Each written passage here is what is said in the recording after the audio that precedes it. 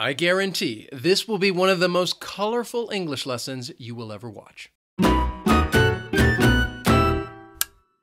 What's up, everyone? My name is Wes. This is Interactive English, which is all about helping you practice and improve your English skills. And today I have, well, it's two parts. It's a vocabulary lesson as well as a pronunciation lesson. I'm going to talk to you about 12 colors. And these are, I'd say these are advanced vocabulary words because some of these colors you may not be familiar with. When I show you the colors, you'll notice them, but you might not know the name. But learning these colors will help you be a little more precise when you're having conversations and you're talking about the colors that you see in nature, such as flowers, or maybe the clothes that people wear, or even the cars that they drive. Learning these colors will help. I'm also going to teach you the pronunciation of these words, and I will give you both the phonetic spelling and the IPA so that you know how to pronounce them perfectly. The first color I have for you, and I really like this color, that is turquoise. Now, turquoise has two syllables and the stress is on the first syllable. Turquoise. Turquoise.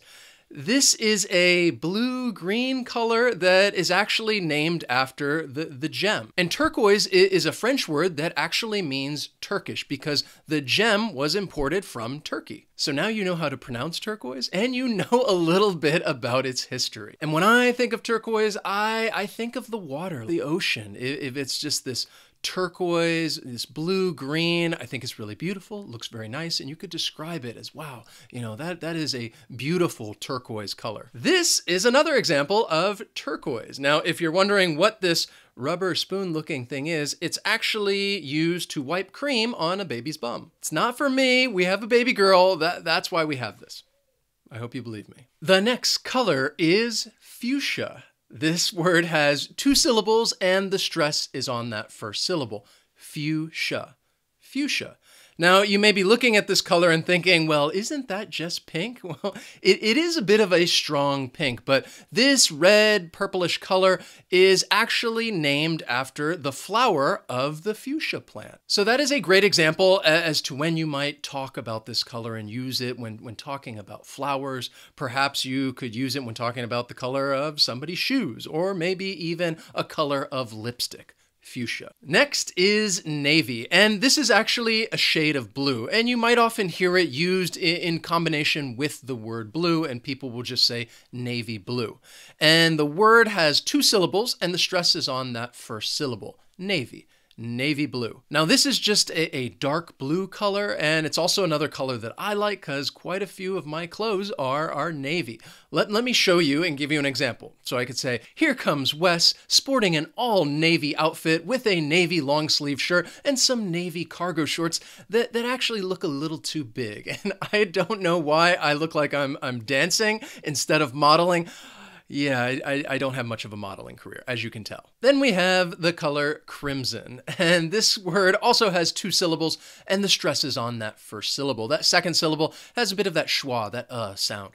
Crimson. And this color is a shade of red. It can actually be described as a strong, bright, deep red. At least according to the Wikipedia page, that is a good way to describe crimson. And when I think about this color, I might think of maybe a paint. You're going in the store, you want to paint your room, you want to paint whatever it is, and you might find crimson, the color, this strong red. Perhaps the color of somebody's car is a strong crimson red. Then we have this color right here, which is beige. Just one syllable, very simple, very short, beige.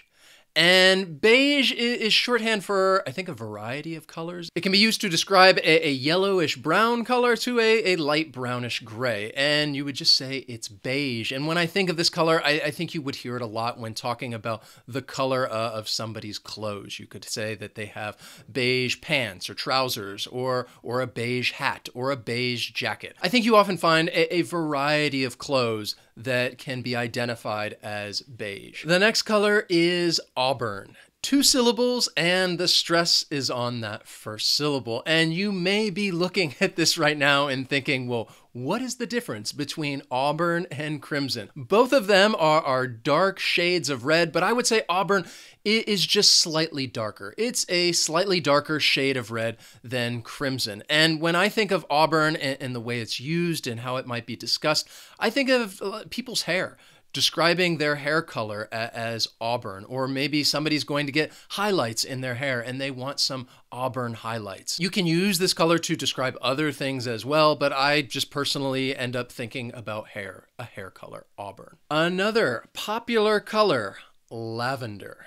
This word has 3 syllables and the stress is on that first syllable, lavender.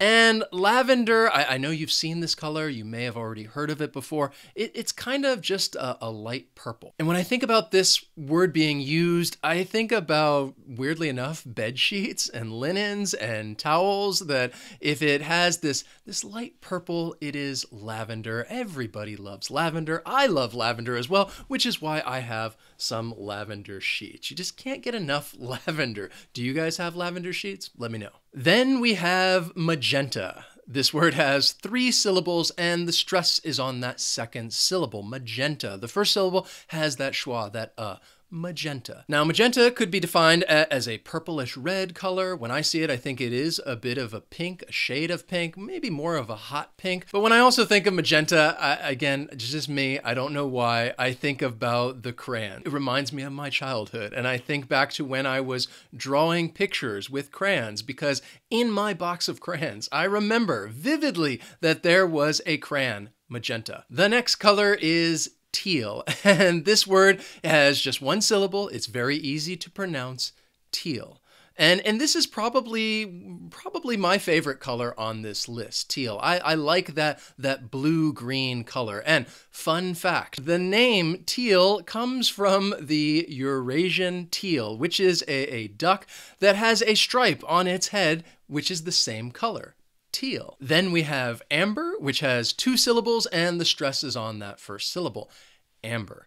And amber is a yellowish orange color, and the name comes from the material amber. And when I think of amber, I don't know why I think of paint. Some places are very vibrant and colorful, and walking around, you might see buildings or homes or offices that have that color paint, an amber color. The next color is burgundy. This word has 3 syllables, and the stress is on that first syllable, burgundy. And burgundy is a dark red, and it has a bit of purple in it as well. And the name comes from the Burgundy wine. That's where it comes from, Burgundy wine. And I think the color burgundy is often associated with clothing. Somebody could have a burgundy color jacket, or maybe burgundy socks, perhaps a burgundy hat. Basically anything that you wear, it could be burgundy. Then we have scarlet. This word has 2 syllables and the stress is on that first syllable. And we're going back to a shade of red. This is a bright red with a bit of an orange feel to it. And scarlet is another one of those colors. I think you might often hear it with the word red, and people would describe something as being a scarlet red, such as, again, the color of somebody's hair. When I hear the word scarlet, I think of a hair color, and somebody describes it as being scarlet red. So now you just greatly expanded your color vocabulary, and I want to hear from you. Out of all of these colors that you just learned today, which is your favorite? I already told you that mine would be teal. I like that blue-green color, that teal color. Let me know in the comments which color you prefer. If you enjoyed this lesson and you learned something new, please hit that like button. And as always, thanks so much for watching, and I'll see you next time.